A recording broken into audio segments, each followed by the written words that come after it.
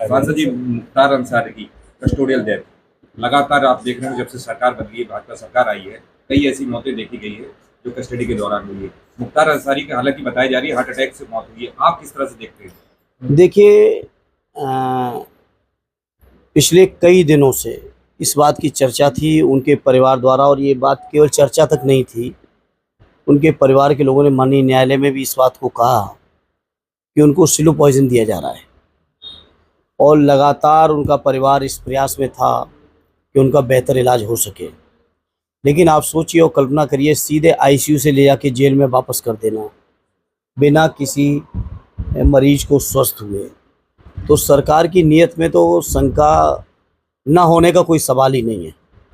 100% सरकार के द्वारा इस तरह की घटनाओं को किया जा रहा है। और आज बड़ा दुर्भाग्य है कि उत्तर प्रदेश के अंदर सबसे ज़्यादा कस्टोडियल डेथ अगर कहीं है तो हमारे उत्तर प्रदेश में है। लोग कहीं सुरक्षित नहीं हैं, ना सड़कों पर सुरक्षित हैं, ना अपने घरों में सुरक्षित हैं। जेल को लोग सुरक्षित स्थान मानते थे, अब जेलों में भी लोग सुरक्षित नहीं हैं।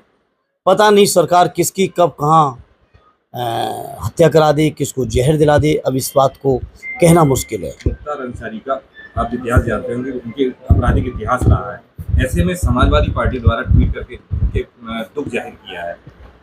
देखिए, जहाँ तक किसी भी व्यक्ति का आपराधिक अगर कोई इतिहास है, कोई केस है, मुकदमे हैं, उस सभी चीज़ों के लिए हमारे संविधान में व्यवस्था है माननीय न्यायालय की। और माननीय न्यायालय का फैसला देश के सरकार के लिए, देश के हर नागरिक के लिए स्वीकार है और स्वीकार हुआ है। लेकिन किसी भी सरकार को ये हक और अधिकार नहीं है कि किसी व्यक्ति की जान ले सके। भाई, अगर दोषी हैं तो कानून में प्रावधान है उन दोषों के। दुनिया में जितने तरीके के अपराध हैं, हर अपराध का सजा कानून में उसके प्रावधान है, न्यायिक प्रक्रिया है। उस प्रक्रिया से गुजरना चाहिए था कि सरकार ही लगी अकेले किसी की भी हत्या करा देगी, किसी को भी जहर दे देगी, किसी को भी कहीं भी मरवा देगी। क्या ये काम सरकार का है? सरकार का काम है हर व्यक्ति की सुरक्षा करना और न्यायालय के फैसले का पालन करना। परिवार कह रहा है कि इसमें अंसारी जी की मौत पे षड्यंत्र रचा गया, उनको स्लो पॉइजन दिया जा रहा है।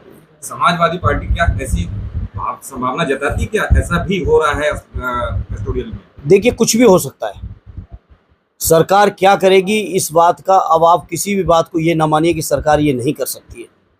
क्या कस्टोडियल रहते हुए, कस्टडी में रहते हुए हत्याएं नहीं हुई इसी प्रदेश के अंदर? क्या जेल के अंदर हत्याएं नहीं हुई इसी प्रदेश के अंदर? और ये जो कोई नई घटना नहीं है, उनको जो बीमार थे या नहीं थे या क्या था, ये तो जांच का विषय है। लेकिन पिछले कई दिनों से क्या ये बात बाहर नहीं आ रही थी? उनकी एक चिट्ठी भी पुरानी वायरल हो रही है, उन्होंने आशंका जताई थी कि उनकी मौत हो सकती है और इसमें कुछ लोग बिल्कुल बिल्कुल।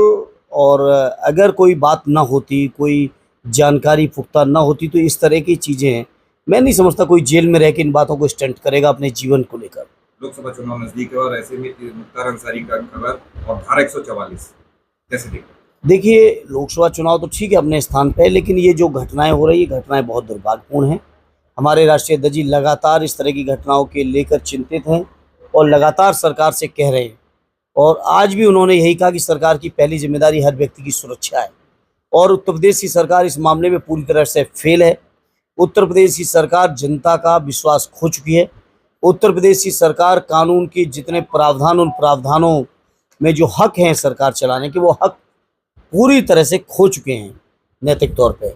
लेकिन उत्तर प्रदेश की चूंकि सरकार ही अनैतिक है, नैतिक तो है नहीं, और नैतिकता से उनका दूर दूर तक कोई वास्ता नहीं है, इसलिए वो बेशर्मी हो रही है।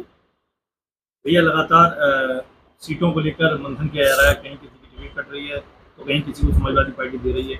कई सीटें ऐसी हैं जहाँ तक अभी प्रत्याशी घोषित नहीं हो पाए हैं, क्या इस तरह? देखिए, काफ़ी सीटों पे हो चुके हैं, कुछ सीटें बाकी ज़रूर हैं। उनके छठे सातवें चरण की सीटें हैं। राष्ट्रीय अध्यक्ष जी सभी लोगों से राय मशवरा करके वो बेहतर फैसला लेंगे। हमारी पार्टी डेमोक्रेटिक पार्टी है, जहाँ हर नेता की, हर कार्यकर्ता की, लोगों की भावनाओं का पूरा ख्याल और सम्मान आदरणीय अखिलेश यादव जी रख रहे हैं। तो स्वाभाविक इस प्रक्रिया में समय लगेगा, और अभी चुनाव में भी जिन इलाकों की सीटें अभी फाइनल नहीं, वहाँ समय है। सूत्रों से खबर आ रही है कि मैनपुरी से भारतीय जनता पार्टी अपर्णा यादव को चुनाव लड़ा सकती है, तो मैनपुरी का चुनाव बहुवर्चस्व बहु को देखने को। देखिए, मुझे नहीं पता आपके कौन सूत्र हैं, क्या सूत्र हैं, और मुझे तो नहीं लगता कि ऐसा होगा। लेकिन मैंने कल भी कहा था मैनपुरी की मीडिया के बीच जो कोई भी भारतीय जनता पार्टी के उम्मीदवार के तौर पे आए मैनपुरी लोकसभा के अंदर लड़ने, वो ये मान के आए कि उसको कम से कम 3 लाख वोटों से हारना है। उससे ज़्यादा हो सकता है, उससे कम नहीं होगा। कम से कम वर्ड शब्द इस्तेमाल कर रहा हूँ।